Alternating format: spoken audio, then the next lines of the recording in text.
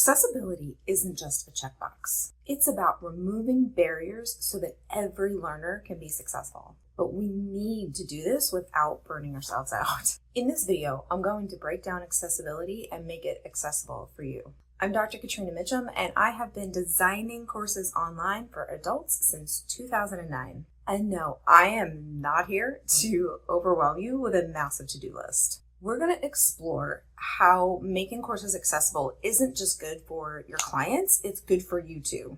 Why? Because you reach a wider audience, right? If it's accessible to those who need it, then it's also accessible to those who prefer different ways of consuming information. It creates a better learning experience for everyone. It creates those options. There's also potential legal compliance here. There are laws around making things accessible, and it's honestly a good selling point.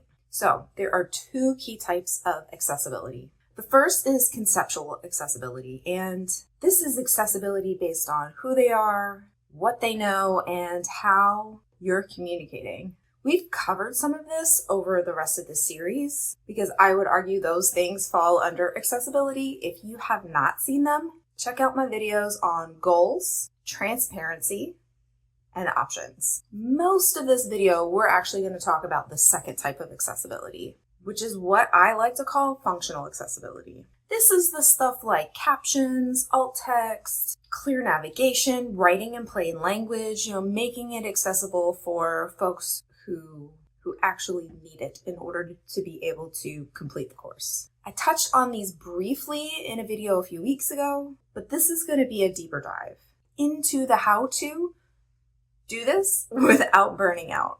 Okay, first, we're going to talk captions and transcripts, largely because they often have a big impact. Speech to text has come a long way in the last 10 years, and I always recommend that you start there, but don't finish there. You will need to check it to make sure that it's punctuated, that there's capitalization. Remember, someone who is deaf or hard of hearing is relying on those captions to understand what you're saying. So if they don't understand the content or they don't understand what you're asking them to do in the task, then they're not going to be able to do it. And that's a hurdle that you have put up that they won't be able to overcome. If your platform does auto captions, see if you can check them. If it doesn't, there are free programs out there, some of them better than others, and I will link a couple in the description. The bonus here is if you create captions, you automatically have a transcript that you can include, and you can turn around and use bits and pieces of that in your marketing.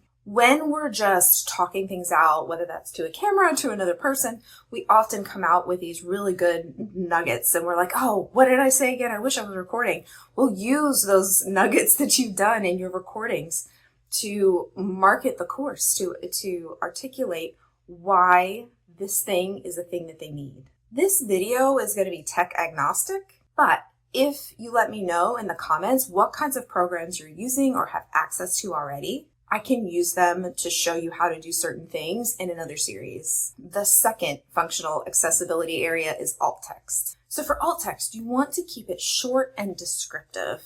So usually 1 to 2 sentences is good unless you're doing alt text for something like a table or an infographic, then it will be a little bit more complex. Use proper punctuation because remember that the screen reader is reading this to the person that's using it as if it's part of the text. When you are describing the image, there's no need to use image of.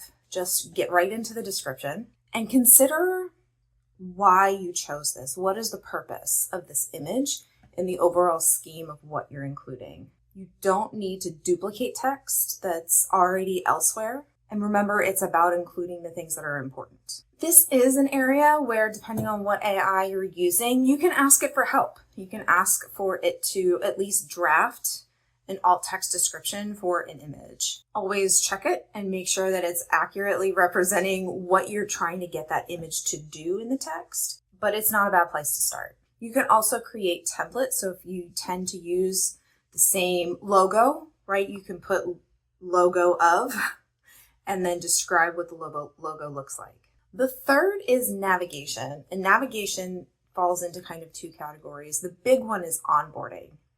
If in the onboarding you lose them, then they're never going to finish the course. It is the first navigation hurdle. You need to make sure that your onboarding is clear, easy to follow, includes a contingency plan, and description of and outreach.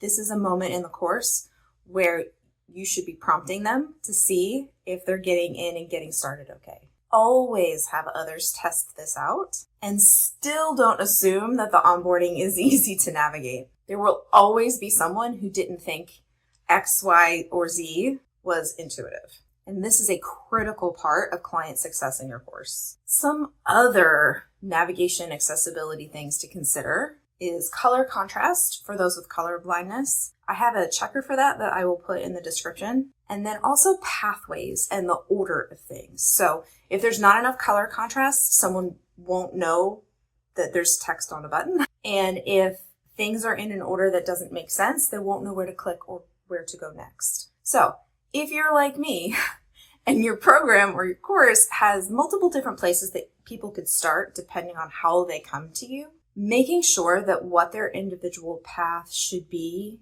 is clear is really important, because if they get lost, it's harder to get them back on track. Something that I like to do in that case is like the occasional quiz, kind of like what lead magnets do, but ones that are embedded in the course that say, okay, well, where should I go next after I've completed this step? And you can give them a quiz based on, what they answer and what the rest of your course looks like. You also want to consider where you put things and how someone might logically move through the material and the tasks. Doing a user test, so having people try it out and click around, is really important in order to determine whether or not the thing that you set up is logical. The fourth one is plain language. Plain language is important for folks who speak multiple languages, for those with certain neurodivergencies, and honestly for a good portion of the general population. Keep things simple. Don't use jargon. Again, jargon is words and phrases that are used in your industry and are very specific to your expertise or the topic. And those are not words that are commonly used. And try to avoid idioms. I have a hard time with this one, and I always have to go back and check because I like to use idioms a lot. I do have a link in the description that shows you kind of the difference between plain language and not plain language and the kind of impact that it can have on readability. Okay, that was a lot. You don't have to do it all at once. That is how we make accessibility accessible. Do one small thing, start small, tackle one strategy at a time. If I had to pick the most important, I would say start with captions because that will have the most impact. But don't let the others fall to the wayside because those are important as well. Accessibility isn't about perfection. It's about progress, and it's about removing barriers. Every small step that you take makes your course more welcoming, more effective, and more completable. And that's the goal here. Part of my Course Fixer checklist, which is free, includes an accessibility checklist. If you want to grab that, the link is in the description. Next week, we're diving into our fifth key for a good course, and that is feedback. I'm going to go over why and how to get it and use it.